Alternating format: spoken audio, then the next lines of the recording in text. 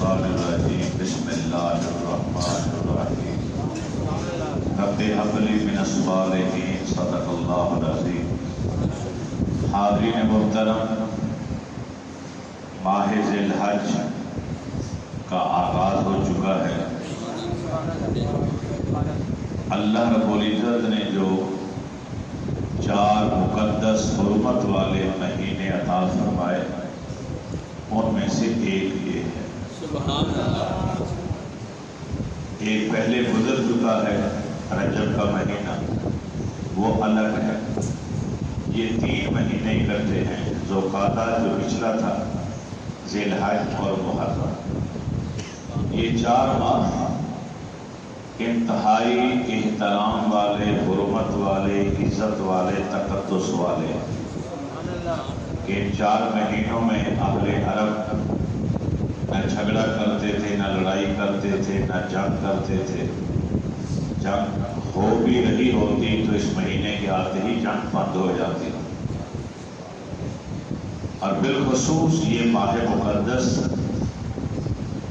جس کے پہلے 9 دن انتہائی مقدس اور انتہائی محترم، آج کا دن اور 8 دن آگے والے 9 ذی الحج یوم عرفہ تک، کیونکہ ابھی عید کا دن ہے۔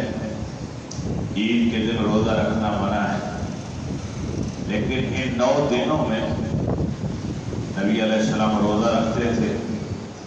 مستحب ہے، سنت ہے، ثواب ہے، فرض نہیں۔ لیکن ایک دن کا روزہ 1000 روزوں کے برابر ہے۔ 1000 روزوں کے برابر ایک روزے کا ثواب۔ اور اسی طریقے سے جو 9 ذی الحج کا دن آتا ہے جسے یوم عرفہ کہتے ہیں، جو اس دن حاجی میدان عرفات میں ہوتے ہیں،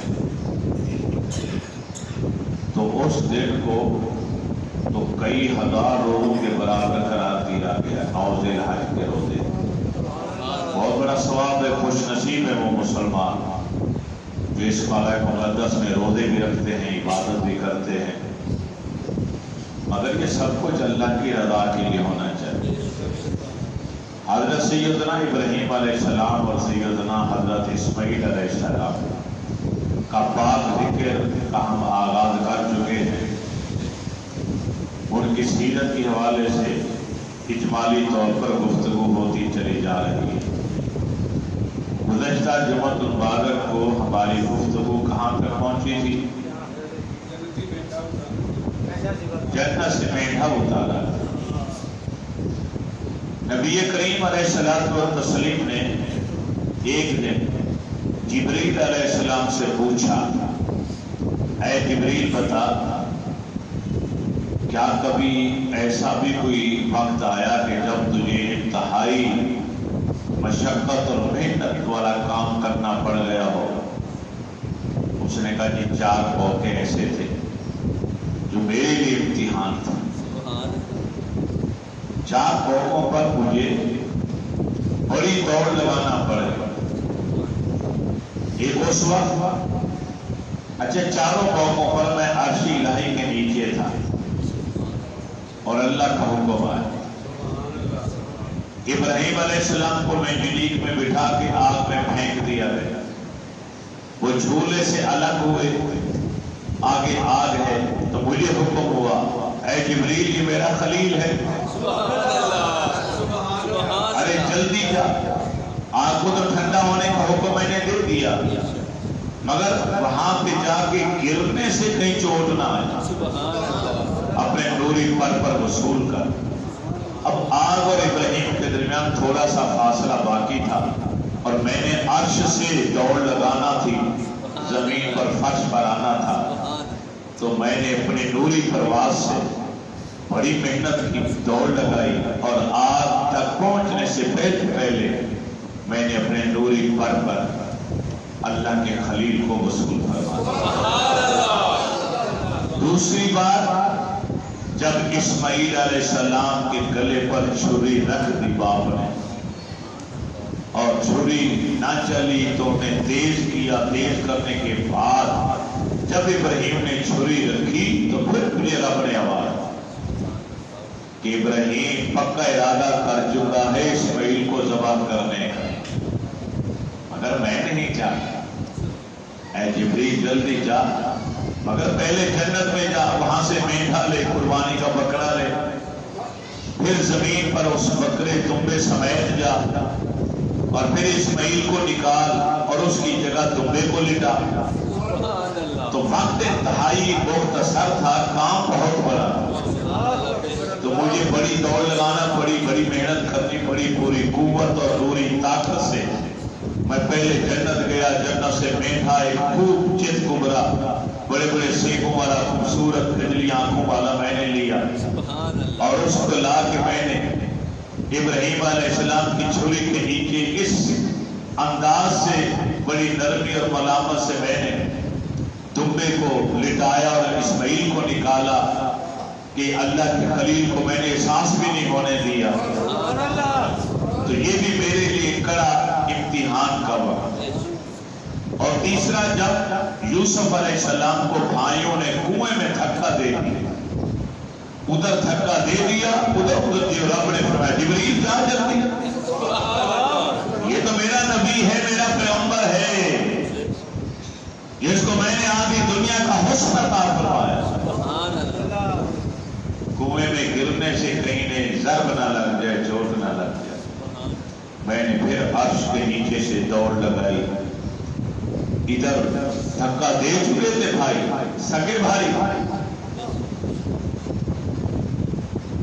اللہ تعالیٰ ایسے بھائیوں سے بھی محفوظ رکھے جو حقیقی بھائی ہو کر بھی اخوت اور بھائی چارے کی بجائے یا بھائیوں کا حق مار جاتے ہیں یا پھر بھائیوں کو تکلیف دے. یوسف علیہ السلام جیسے اللہ کے نبی بھائیوں کی تکلیف سے محفوظ نہیں رہ پائے تو باقی کون رہ پائے. فرماتے کہ میں نے دوڑ لگائی اور نیچے تہ تک پانی تھوڑا تھا، پتھر پڑے ہوئے تھے، تو وہاں تک پہنچنے سے پہلے میں نے آ کے یوسف علیہ السلام کو اپنے پر وصول کیا. اور چوتھی بات، جب غزوہ احد میں اللہ کے محبوب آپ کے 2 دانت مبارک شہید ہوئے تو آپ کے دہن مبارک سے پاک لہو نکلا تو رب نے آواز دی جبریل جلدی کر، میرے حبیب کا پاک خون ہے، اگر ایک قطرہ بھی زمین پر گر گیا تو میں قیامت تک سبزہ نہیں اگاؤں گا، کوئی کھیتی باڑی نہیں ہوگی، کوئی فصل نہیں اگے گی. لہذا میں نے دوڑ لگائی اور میں نے اس لہو کو اپنے پروں کے اوپر وصول کر کے ہوا کے سپرد کر دیا. ایک ایک لہو کا ذرہ بن کر ہوا کے اندر بکھیر دیا. یہ 4 موقع تھے کہ جب مجھے بہت بڑے امتحان سے گزرنا. تو امتحان خالی ابراہیم پر نہیں آیا، اسماعیل پر نہیں آیا، بلکہ جبریل علیہ السلام جیسے جلیل القدر اور بڑی عظمت اور شان والے سردار فرشتہ جسے طائر سدرہ کہا گیا، سدرۃ المنتہا کا حکیم، سید الملائکہ، حامل وحی الہی جسے کہا گیا، کیونکہ ہر نبی کے پاس وحی لانے والا فرشتہ یہی. تو اللہ رب العزت نے جنت کا میڈا تبر کر اسے ذبح عظیم قرار دی. وَفَدَيْنَاهُ بِذِبْحٍ عَظِيمٍ، ہم نے آپ کو ذبح عظیم بدلے میں عطا فرمائی کہ جنت کا میڈا تباہ ہوگا. مینا کے اندر وہ جگہ آج بھی متعین ہے، اہل محبت جانتے ہیں، جو قدیمی لوگ وہاں کے رہنے والے ہیں، سینہ بسینہ ان کو یہ بات بتائی جا رہی ہے کہ یہ وہ جگہ ہے جہاں ابراہیم علیہ السلام نے بیٹے اسماعیل کو لٹایا تھا اور اللہ کی راہ میں قربان کرنے کا ارادہ فرمایا. آپ یہ بھی جانتے ہیں کہ 3 مقامات پر جمرات ہیں جہاں شیاطین کو کتریاں ماری جاتی ہیں. یہ 3 مقامات بھی وہ ہیں کہ جہاں شیطان نے اپنی پوری کوشش کی تھی کہ ابراہیم علیہ السلام اپنے بیٹے کو اللہ کی راہ میں قربان نہ کریں. پہلے سیدہ حاجرہ کے پاس آیا، جانتی ہو کہ تمہارا شوہر اپنے بیٹے اسماعیل کو کہاں لے کر گیا؟ فرمایا وہ جنگل میں گئے ہیں لکڑیاں جمع کر دیں۔ اس نے کہا نہیں، اپنے بیٹے کو ذبح کرنے جا رہا۔ آپ نے فرمایا 80-90 سال کی عمر میں دعائیں مانگ مانگ کے رو رو کے رب سے حاصل کیا، کیا باپ اپنے بیٹے کو اپنے ہاتھوں سے ذبح کرے گا؟ شیطان نے کہا ہاں وہ ایسا کریں گے، کیونکہ ان کو یقین ہے کہ ان کو حکم رب نے دیا۔ جب یہ جواب سنا تو سیدہ حاجرہ جھوم اٹھی، فرمایا یہ تو ایک اسماعیل ہے، لاکھوں بھی ہوں تو رب کی اجازت پر قربان کرے گا۔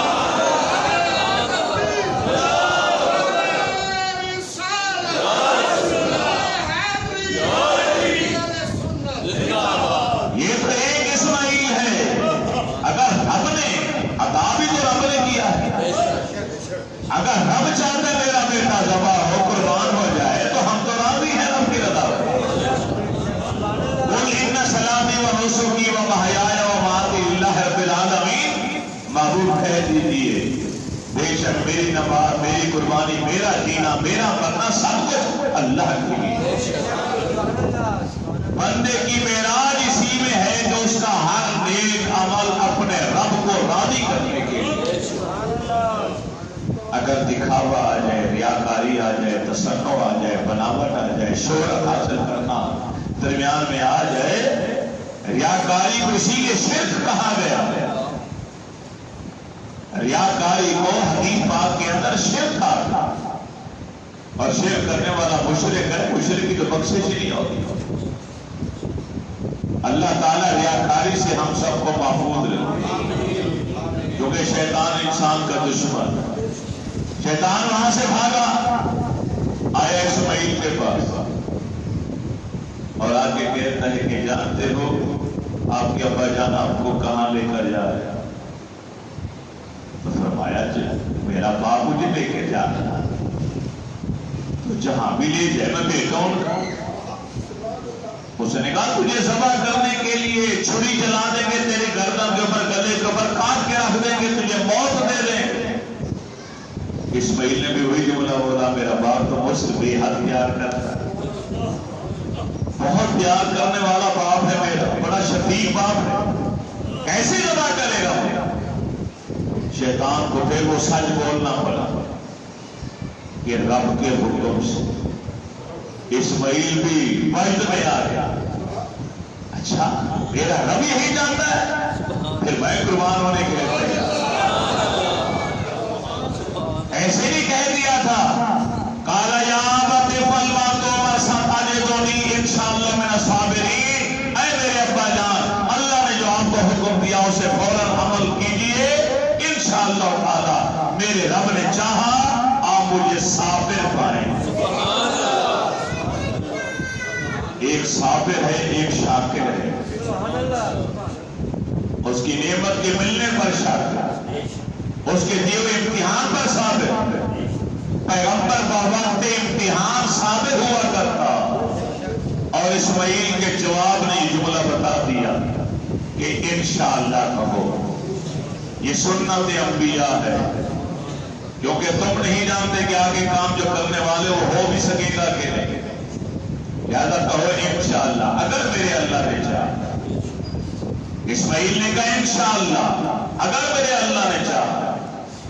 باپ کا پکا ارادہ ہوگا ذبح کرنے کا، بیٹے کا پکا ارادہ ہوگا قربان ہونے کا، مگر ہوگا کیا؟ وہی جو میرا رب چاہے۔ انشاءاللہ کا لفظ بتاتا ہے کہ وہی ہوگا جو میرا۔ یہاں بھی شیطان ناکام ہوا، پھر آیا ابراہیم کے بعد آخری بات، تو ابراہیم علیہ السلام نے بھی وہی جواب دیا اور کنکریاں اٹھا کے شیطان کے منہ پر دے مارے۔ جمرہ عقبہ ہو، جمرہ وسطیٰ ہو یا جمرہ کبریٰ ہو، یہ تین مقامات ہیں جنہیں شیطان کے مقامات کہا جاتا ہے۔ ان تینوں مقامات پر شیطان نے بہکاوے کی کوشش کی اور تینوں مقامات پر اس کے منہ میں کنکریاں ماری گئی۔ اللہ کو یہ ادا بھی بڑی اچھی ہے۔ کیونکہ اگر پورے حج کو دیکھا جائے الحمدللہ اس بار بھی حج جمعۃ المبارک والے دن آئے. عام طور پر لوگ اسے حج اکبر کا نام دیتے ہیں. میں تو عمرے کو حج اصغر کہتا ہوں اور ہر حج کو حج اکبر کا نام دیتا ہوں اگر قبول ہو جائے. شرط یہ بھی ہے کہ اگر قبول ہو جائے تو حضرت شیخ علی بن موفق علیہ الرحمہ میدان عرفات میں حج کے موقع پر بیٹھے بیٹھے اونگ رہا تھا تو منظر کیا دیکھا, آسمان سے دو فرشتے اترے, آپس میں گفتگو کرنے لگے. ایک نے دوسرے سے پوچھا اس سال کتنے حاجی آئے حج پر؟ اس نے کہا 6 لاکھ. دوسرے نے پوچھا کتنوں کا حج قبول ہوا؟ جواب ملا 6 افراد کا. 6 لاکھ میں سے 6 افراد کا حج قبول ہوا, باقی کا قبول نہیں. آنکھ کھل گئی, زاروں قطار روئے, رو رو کے نڈھال ہو گئے کہ خبر ہے میرا شمار کن میں. 6 خوش نصیبوں میں میرا نام آئے گا یا جن کا حج مقبول نہیں ہوا ان کے ناموں میں فہرست میں میرا نام آئے. مغرب کا وقت ہوا, یہاں سے قافلے چلے مزدلفہ میں. مغرب عشاء کی نماز وہاں پڑھی, کنکریاں جمع کی اور پھر سو گئے. روتے روتے سو. پھر خواب میں وہی منظر, پھر وہی 2 فرشتے آ گئے, پھر وہی سوال و جواب. اب فرشتے نے پوچھا اب بتاؤ اللہ کی رحمت. تو اس نے کہا ان جو 6 افراد کا حج قبول ہوا تھا ان کی سفارش پر, ان کی دعا کے صدقے اللہ نے سب کا حج قبول کر دیا. تو بات تو نصیب کی ہے نا کہ حج قبول بھی ہوتا ہے یا منہ پر مار دیا جاتا ہے. نہیں ینال اللہ لہومھا ولا دماؤھا ولکن ینال لہ التقویٰ. اللہ کے ہاں تو تقویٰ پہنچتا ہے, تمہاری خلوص نیت, تمہارا ارادہ پہنچتا ہے, نہ گوشت پہنچتا ہے نہ خون پہنچتا. وہ حج کرو یا قربانی کرو,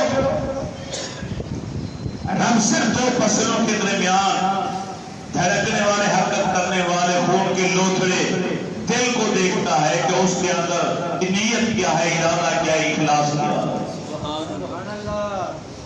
اللہ سے اسی کو دیکھتا ہے, اسی میں تقوی کو دیکھتا اور پھر فیصلہ ہوتا. چنانچہ حضرت ابراہیم علیہ السلام نے کنکریاں ماری تو قیامت تک کے آنے والے ہر حاجی کے اوپر لازم قرار دے دیا گیا کہ یہاں آئے.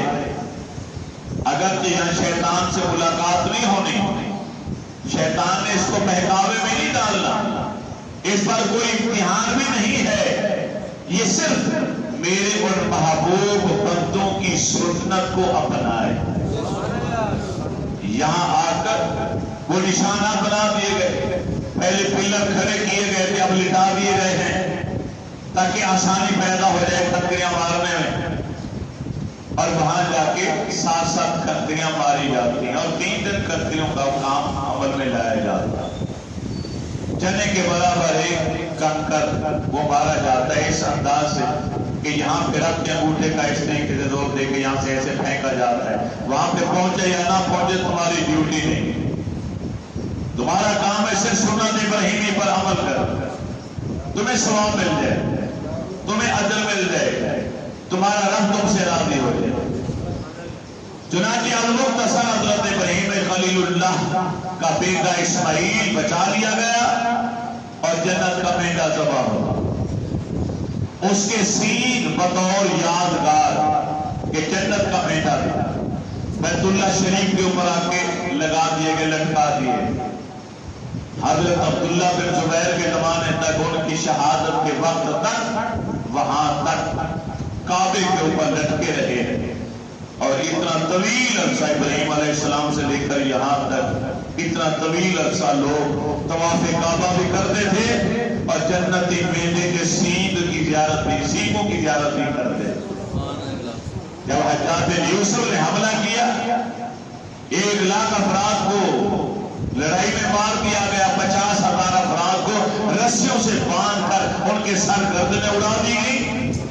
حضرت عبداللہ بن زبیر جیسی شخصیات بھی شہادت پاتی۔ تو اس بھیڑ میں، اس لڑائی میں، اس جنگ میں وہ جنتی سینگ جو ہے وہ گم ہو گئے، پھر ان کا نام و نشان تک نہ۔ المختصر اس امتحان میں بھی ابراہیم علیہ السلام کامیاب ہو گئے۔ اب رب العالمین نے چاہا کہ اس ڈبے پر، اس ٹیلے پر، اس زمین کے ابھرے ہوئے حصے پر میرا گھر ابراہیم تیار کیا۔ ابراہیم علیہ السلام کو حکم آیا ہے خلیل میرا گھر بنا۔ یا اللہ کہاں بناؤں؟ فرمایا جہاں یہ ابھری ہوئی زمین نظر آ رہی، ٹبا ہے، ٹیلا نظر آتا، یہی میرا گھر ہے۔ اوپر سے زمین کو ہٹا، نیچے میرے گھر کی بنیادیں ظاہر ہو جائے۔ ابراہیم و اسماعیل باپ بیٹا دونوں نے مٹی کو ہٹایا، اور ایک روایت میں آتا ہے اللہ نے جبریل کو بھیجا۔ جبریل علیہ السلام نے اپنا پر مارا، ساری مٹی ادھر ادھر ہو گئی اور بیت اللہ شریف کی بنیادیں ظاہر ہو گئی۔ جو طوفان نوح سے پہلے تھا اس کی بنیادیں ظاہر ہو گئی، جو شیشے کا بنا ہوا، جس کو فرشتے زمین کے اوپر سے کاٹ کر پورا کمرہ اٹھا کر چوتھے آسمان پر لے گئے، جسے بیت المعمور کا نام دیا گیا، جو اسی کعبے کے بالکل برابر۔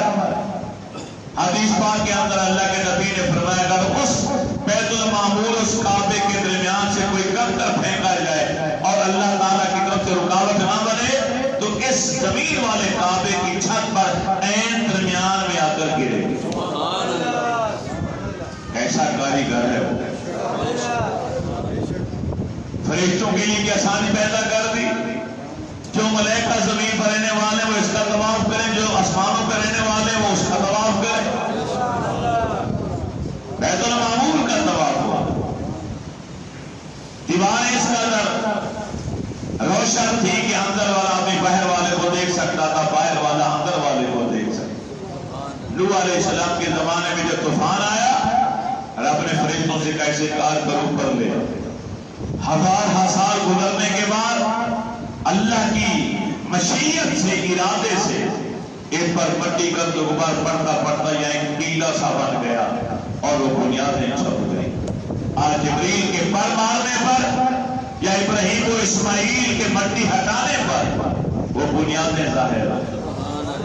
اللہ نے فرمایا یہاں ان بنیادوں پر میرا گھر تعمیر کرو۔ تو حضرت ابراہیم علیہ السلام مستری بن گئے، راجگیر بن گئے، اسماعیل بیٹا مزدور بن گیا۔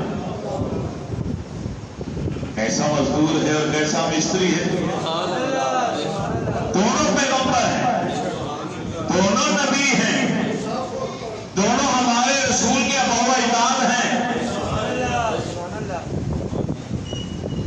کارا بن گیا، رکن عراقی کے ساتھ مقام ابراہیم جہاں پر ہے اس کے درمیان میں جو جگہ تھی یہاں پہ کارا بنایا، ابراہیم و اسماعیل نے بھیجے۔ پہلے پتھروں کو اٹھا کے لائے، یہاں جمع کیا، پھر ایک ایک پتھر اسماعیل اٹھا کر دیتے۔ ابراہیم علیہ السلام دیواریں چنتے چلے، کارا لگاتے چلے۔ جو 9 یا 10 مقامات ہیں دعا کی قبولیت کی، عبادت کی قبولیت کے، ان میں ایک یہ بھی ہے رکن عراقی کے ساتھ خانہ کعبہ کے دروازے کی اس طرف، دروازہ اس طرف ہے، یہ کونا رکن عراقی اس طرف ہے، اسے رکن عراقی کہا جاتا ہے۔ ادھر والے کو رکن شامی کہا جاتا ہے، ادھر والے کو رکن یمانی کہا جاتا ہے، اس کو رکن اسود، حجر اسود والا پتھر جان لگا ہے، رکن اسود کہا جاتا ہے۔ تو دروازے اور اس کونے کے درمیان مقام ابراہیم اور اس دیوار کے درمیان جو جگہ ہے یہاں پہ کارا بنا، یہ انتہائی مقبولیت والی جگہ ہے۔ یہاں پر ہر عبادت قبول، ہر دعا جائز قبول، लोग इस नुक्ते को नहीं समझते, खाली काबे को देखा ज़ियारत की वापस आ गए। उन्हें वो 9-10 मकामात का भी इल्म होना चाहिए कि जिसके बारे में हदीसों में इशारा आया कि यहाँ पर हर सजदा कबूल, हर दुआ कबूल है।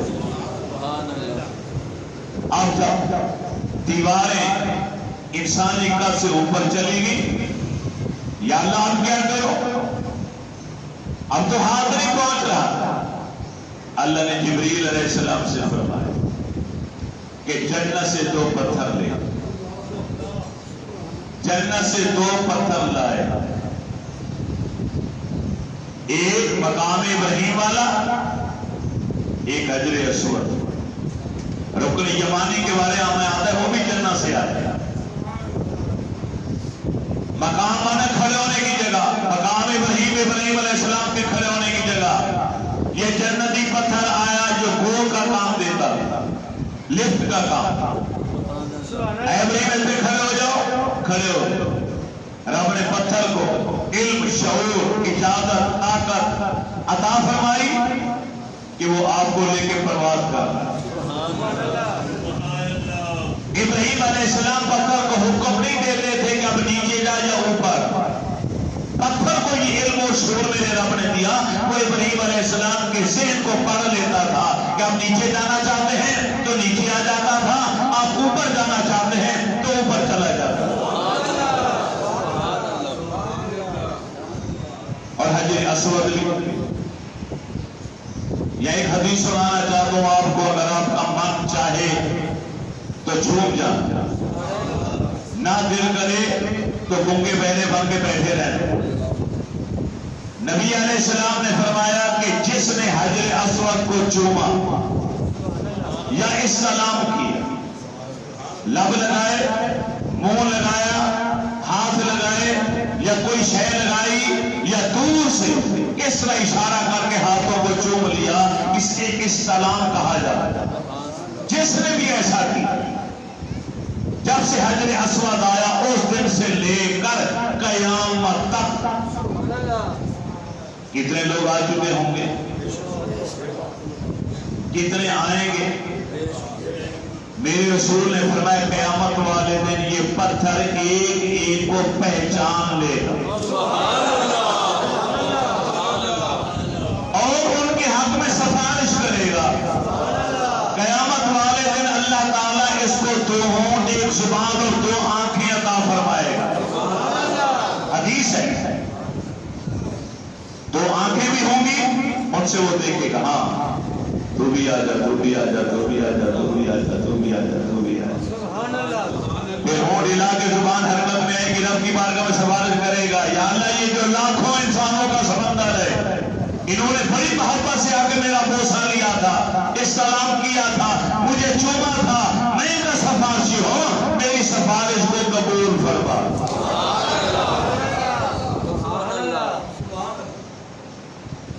जिसने पत्थर को चूमा या पत्थर की तरफ इशारा करके हाथों को चूमा, पत्थर उसे जानता पहचान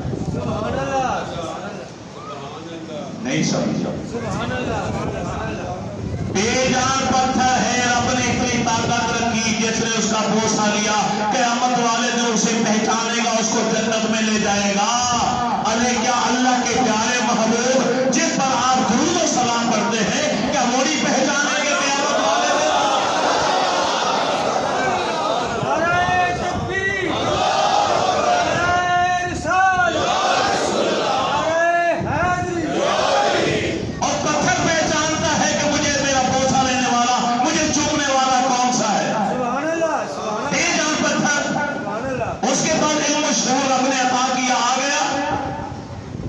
काली कमली वाले जो नबियों के इमाम सरदार हैं, क्या बोली क़यामत वाले दिन जानेंगे मेरा दुरूद और सलाम कौन पढ़ता था, मुझसे प्यार कौन करता था, मेरा कलमा कौन पढ़ता था, मेरे जान माल इज्जत आबरू कौन कुर्बान करता था, मेरी इज्जत और नामूस पे कौन कुर्बान होता था, क्या आका नहीं जानते? पत्थर अपने पहचान कर जन्नत में ले जाएगा, तो काली कमली वाले क्या कहेंगे, अभी यही खड़ा रहे।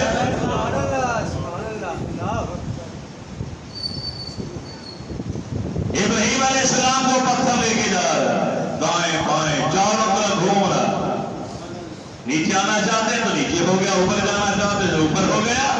جب اللہ کا گھر بن گیا تو رب العالمین نے ابراہیم کو خلیل اللہ کا لقب دیا، اسماعیل کو ذبیح اللہ کے لقب سے ملقب کیا۔ فرمایا جبرائیل اس پتھر سے بھی جا کے پوچھ، اس نے بھی میرے گھر کی تعمیر میں حصہ لیا ہے۔ میں نہیں چاہتا کہ کوئی بھی یہاں کے کام کرنے والا خالی چلا جائے، اس سے پوچھو تمہیں کیا چاہیے۔ جب اس سے اجرت مزدوری انعام پوچھا گیا پتھر سے، اللہ نے اس کو قوت گویائی عطا فرمائی۔ اس نے کہا یا اللہ مجھے تو نے شاعر اللہ بنایا، اپنی نشانی اپنی علامت قرار دیا، تو میری ایک ہی تمنا ہے مجھے اپنے خلیل کے قدموں کا نشان عطا فرما دو، نقش پائے خلیل عطا فرما دو۔ مجھے اور کچھ نہیں چاہیے کہ قیامت تک مسلمان آئیں اور مجھے دیکھیں، میری زیارت کریں اور میرے سینے پر تیرے خلیل کے دونوں قدموں کا نشان ہونا چاہیے۔ جزاک اللہ رب العزت نے اس کے سینے کو موم کی طرح نرم کر دیا۔ سبحان رب ہے وہ قادر مطلق ہے، جو چاہے کر سکتا ہے، وہ چاہے تو پتھر کے سینے کو بھی موم کی طرح نرم کر دے، وہ نہ چاہے تو اشرف المخلوق انسان کو بھی پتھر دل بنا کے، جس کے دل میں نرمی نہ آئے، نہ باپ کے لیے، نہ ماں کے لیے، نہ بہن کے لیے، نہ بھائی کے لیے، نہ کسی عزیز رشتہ دار کے لیے۔ سخت دل کو کفر سے تشبیہ دی گئی۔ اللہ تعالیٰ سے دعا کیا کریں کہ اللہ تعالیٰ آپ کے دلوں میں نرمی پیدا ہو۔ دل میں جب نرماہٹ آتی ہے تو پھر اللہ رسول کی باتیں سن کر، چھوٹی چھوٹی عجیب و غریب باتیں سن کر جو ہے نا وہ آنکھوں سے پھر پانی چھلکنا شروع ہو جاتا ہے۔ آنکھوں سے آنسو کا آنا نشانی ہوتا ہے، پہچان ہے کہ سب کا دل نرم ہے، رب نے نرم دل بنایا۔ ہمارے پیارے رسول کا دل رب نے سب سے زیادہ نرم بنایا۔ کہ قافلہ گزرتے ہوئے کسی نے چڑیا کے ایک تو بچوں کو اٹھا لیا، اور کچھ دور آگے تو آپ نے دیکھا کہ اس کی ماں اوپر محوے پرواز چکر کاٹ رہی، آوازیں نکال رہی۔ اللہ کے رسول رک گئے، فرمایا کیا کسی نے اس کے بچے اٹھائے حوصلے سے؟ ایک نے کہا ہاں سکا میرے پاس۔ فرمایا دیکھو ماں کی ممتا کس قدر تڑپ ہے، جاؤ جا کے وہاں رکھ کر۔ انسان تو انسان رہے، جانوروں پرندوں پر بھی رحم کرتے تھے کریم آقا۔ فجر کی نماز پڑھائی تو 100 کے قریب بال لے، جنہیں سور کہا جاتا ہے، کھیتوں کو اجاڑ کے رکھ دیتے ہیں، وہ مسجد نبوی سے پہلا کے ڈیرا لگا کے سلین قطار میں بیٹھے ہوئے۔ سوچ سکتے ہوئے یہ کیوں آئے؟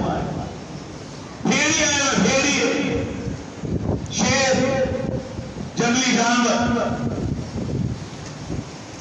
اب لوگ ڈر گئے، خوفزدہ ہو کے اللہ خیر کرے، زندگی میں کبھی ایسا نہیں۔ ان کا امام آ گیا، سب نے تو بات نہیں نہ کرنی ہوتی، اب رب کی بارگاہ میں بات کرنے کے لیے آپ کسی کو آگے کھڑا کریں، یہ تمہاری بات ہماری بات، ہماری طرف سے تم بات۔ تو ایک جانور باہر آیا اور اس نے اللہ کے نبی سے گفتگو کی۔ اب صحابہ حیران تھے کیا باتیں ہو رہی،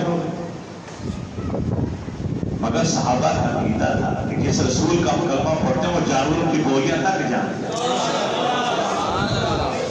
صحابہ کا عقیدہ آقا مولوی نہیں مانتا اس کی بات کی سمجھی، میں تو صحابہ کا اس پر ایمان بیان کر رہا ہوں۔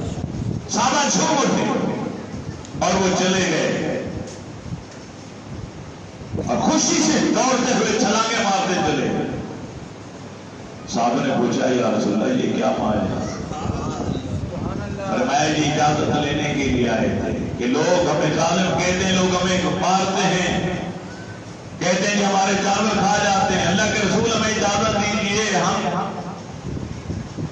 शिकार, मुसलमान इंसान भी तो शिकार करता है, हमारी खुराक हमारी ग़िज़ा कहाँ है? हमें भी तो मिलनी चाहिए। अगर किसी का कोई रेवर चल रहा हो उसमें से एक आधी बकरियां उठा भी ले तो उसमें कौन सा जुर्म है? आपने इजाजत दे दी कि पूरे रेवर में से अगर एक दो बकरियां उठाकर ले भी जाओ, खा पी लो, कुछ नहीं कहा जाएगा तुम्हें, इसलिए खुश होकर दौड़ के चले। नर्म दिल था हमारे प्यारे, दिल की नरमाहट जो है ना ये ईमान की अलामत। ऐसे ही आंखों से आंसू निकल आते और आंख से आंसू निकल आना सुभान अल्लाह। एक हदीस से में आते अल्लाह के नबी खिताब फरमाने मस्जिद नबी के मिंबर पर तकरीर हो रही है, खिताब हो रहा है, एक आदमी की चीख निकली और आंसू निकल आए। आपने तकरीर को वहीं रोकी, फरमाया खुदा की कसम अगर पूरी कायनात के गुनहगार भी आज यहाँ पे जमा होते तो इसकी आंख से निकलने वाले आंसू का सदका रब सबके गुनाह बख्श देता। उलमा ने यहाँ से मसला निकाला कि भरी महफिल में मजलिस में हर आदमी नहीं रोता अल्लाह रसूल का जिक्र सुनकर। कोई होता है जो रब रसूल की बातें सुनकर उसका दिल नरम आंख में आता है और जनाब आंखों में आंसू झलक पड़ते हैं। जिसकी आंख से आंसू निकल आए वो तो खुश नसीब है ही, लेकिन उसके आंसू का सदका रब उस महफिल में आने वाले सबके ऊपर अपना करम फरमा दे, सबकी बख्शे फरमा दे। तो अल्लाह ने पत्थर के सीने को मौत का बना दिया। इब्राहिम अलैहिस्सलाम को हुक्म मिला खड़े हो जाओ, खड़े हो गए, आपके दोनों पैरों का कदमों का निशान पत्थर के अंदर पैबस्त हो। जितना रब ने चाहा उतने पांव अंदर चले गए। 1000 साल बीत गए, वो पत्थर आज भी मौजूद। इब्राहिम अलैहिस्सलाम के दोनों कदमैन शरीफैन का नक्श आज भी मौजूद, अंगूठे से लेकर छोटी छिकलियां तक और एड़ी तक पूरे के पूरे पांव का निशान। और यहाँ एक अजीब आपको लुत्फ वाली बात सुना दो, नमाज का भी टाइम हुआ जा रहा। किसी ने सहाबी से पूछा कि हमारे प्यारे रसूल सल्लल्लाहु अलैहि वसल्लम के तलवे मुबारक जो कदमों के नक्श था, निशान था, वो कैसा था, कैसे आपके कदम? वो उन्हें पकड़कर यहां ले आए। फरमाया उनके दादा जान इब्राहिम अलैहिस्सलाम के कदमों के निशान देख लो, ज़ियारत कर लो, बिल्कुल हमारे नबी के पैरों के तलवों के निशान भी ऐसे ही।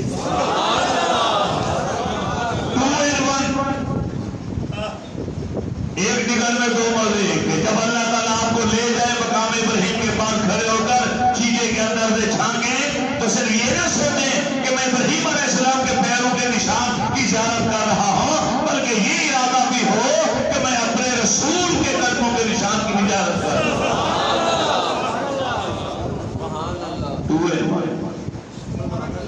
अल्लाह के खलील के कदमों के निशान है, मगर बिल्कुल हमारे रसूल सैयदा आमना के लाल के कदमों के नक्शे पा भी बिल्कुल इसी तरह फोटो का, वही एड़ी, वही उंगलियां, वही अंगूठे, वही लंबाई चौड़ाई बिल्कुल वही की वही।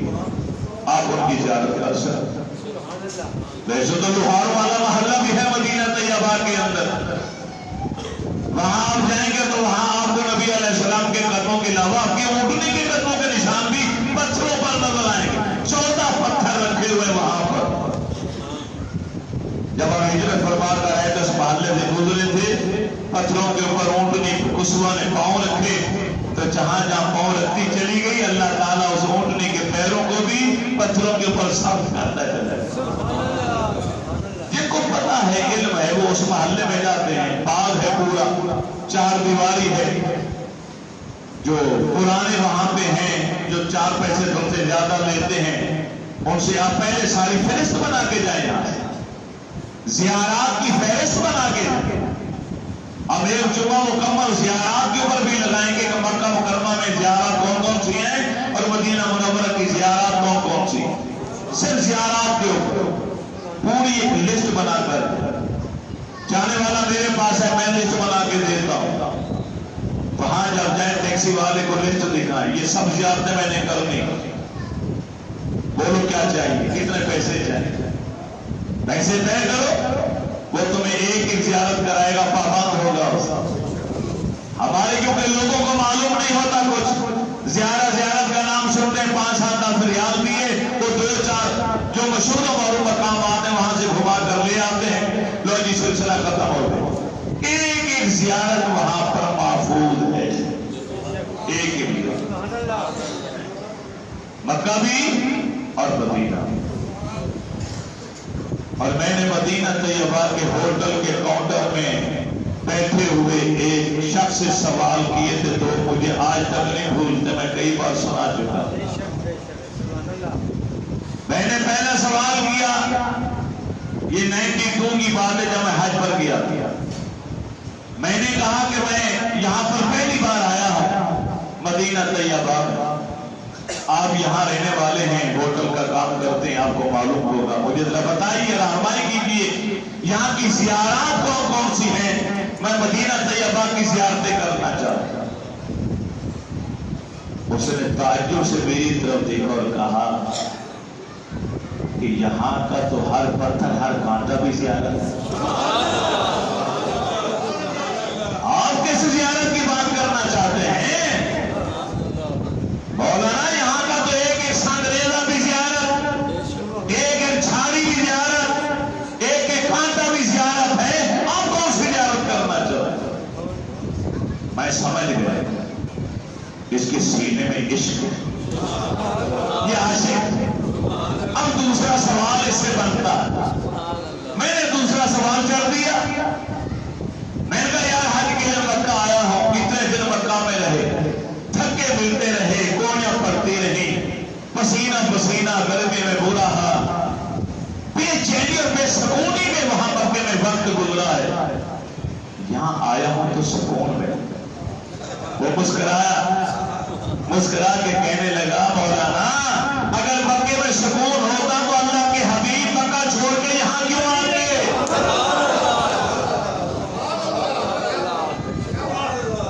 وہ مکہ چھوڑ کے مدینہ آئے ہیں یہی بتلانے کے لیے کہ سکون اطمینان قلبی یہی ملے گا عاشق کو۔ وہاں جاؤ گناہوں کو لے کر توبہ استغفار کرو، روح پیر کا گناہ بخشوا کے گناہوں کے کالے شادبے ہوئے پھینکو اور 5 سال ہو کر مدینے آؤ، یا سکون ہی سکون۔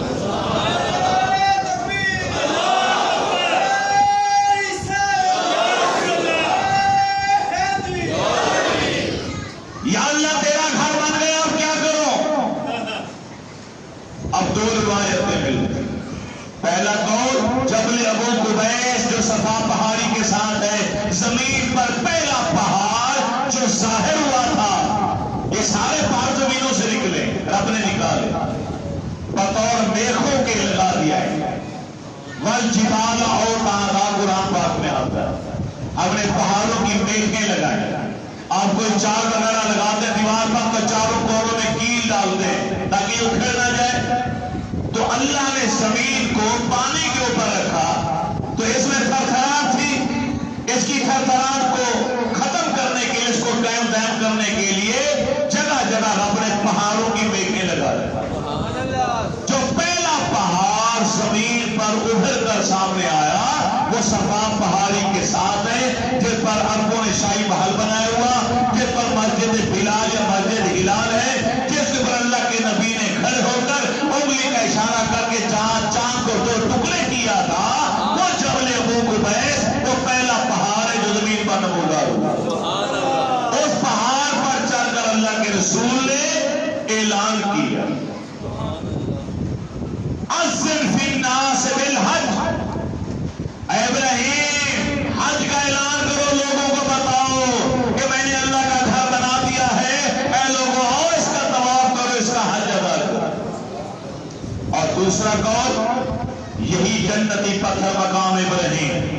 رب نے فرمایا اس پہ کھڑے ہو جاؤ، کھڑے ہو گئے، یہ پتھر آپ بولے کہ بلند ہو گئے، اوپر لے گیا، پہاڑوں سے بھی اوپر۔ رب نے فرمایا ابراہیم آپ آواز لگا، یا اللہ میری آواز کہاں تک جائے گی؟ بشری تقاضے کے ساتھ میں وہاں بھی لگاؤں گا، یہ پہاڑوں میں گم ہو جائے۔ فرمایا میرے خلیل آواز لگانا تیرا ہے، اس آواز کو کائنات کے کونے کونے میں، عالم ارواح میں، ماں کے پیٹ میں، باپ کی پشت میں، ایک ایک زیرو کے پاس پہنچانا یہ میرا ہے۔ ابراہیم علیہ السلام نے اعلان کیا ہے، لوگوں میں نے اللہ کا گھر بنا دیا ہے، اے مسلمانوں اور اس کا حج ادا کرو۔ اب یہاں پہ روایات میں ہر زیرو نے جواب کو سنا، کسی نے جواب نہیں دیا، یا وہ کافر تھا یا وہ بد نصیب تھا، اور کسی نے جواب دیا۔ اب جو جواب دینے والے تھے ان کی پھر 2 3 4 قسمیں بن گئی۔ کسی نے کہا لبیک، کسی نے کہا لبیک لبیک، کسی نے کہا لبیک لبیک لبیک، کہتے ہی چلا گیا۔ حدیث پاک میں آتا ہے کہ اس دن ابراہیم علیہ السلام کی آواز پر جس نے جتنی بار لبیک کہا اتنے حج اس کی قسمت میں لکھ دیے گئے۔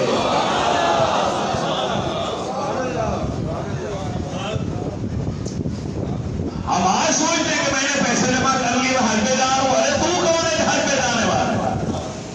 میرے رب کی رحمت نے تجھے اللہ کے خلیل کی آواز عالم ارواح میں جب تو سے روح کی شکل میں تھا تجھے سنائی تھی، اس وقت تو نے رب کی آواز اللہ کے خلیل کی آواز کو سن کر لبیک کہا تھا۔ کیا کہا تھا؟ ہر حاجی ماں کیا کہتا ہے؟ ہم سے آج دلیل پوچھی جاتی ہے لبیک لبیک کہاں سے نکالا تم نے؟ یہ لبیک کا نعرہ آج کا نہیں ہے بھائی، ہے آج کا؟ یہ لبیک کا نعرہ تو بہت عرصے ہے۔ امام زین العابدین رضی اللہ تعالیٰ نے حج کا احرام باندھا تو روتے روتے اتنا گریہ جاری ہوا، نفل بھی پڑھی لیکن لبیک کہنا چاہتے تھے نہیں کہہ پائے، بے ہوش ہو، پانی ڈالا گیا، ہوش میں آئے، کہا گیا لبیک کہہ دیجئے، لبیک کہنا ضروری ہے۔ فرمایا ڈر لگتا میں ادھر سے کہوں لبیک، ادھر سے جواب ہے لا لبیک، تیری حاضری قبول ہی نہیں تو کہاں جاؤں گا؟ یا ہر عمرے پہ جانے والا، ہر حج پہ جانے والا، مومیاں فلمیں بنانے والوں، سیلفیاں بنانے والوں سنو، بخوف خدا لے کر جاؤ، عظیم انتصاری لے کر جاؤ، قبر اور تمہاری حاضری کو قبول بھی کرتے کہ نہیں کرتے۔ اور بیت اطہار میں سے اتنی بڑی ہستی بھی جانتے ہوئے لبیک کہ تمہیں ڈر رہی ہے، قبر میرے رب قبول کرتا ہے یا پھر میرے منہ پر دے مارتا ہے کہ مجھے تیرے لبیک قبول ہی نہیں۔ ہمارے پاس 4 پیسے کیا آ گئے، اتنا غرور تکبر آ گیا کہ ہم نے آج انسانی کو بلا دیا۔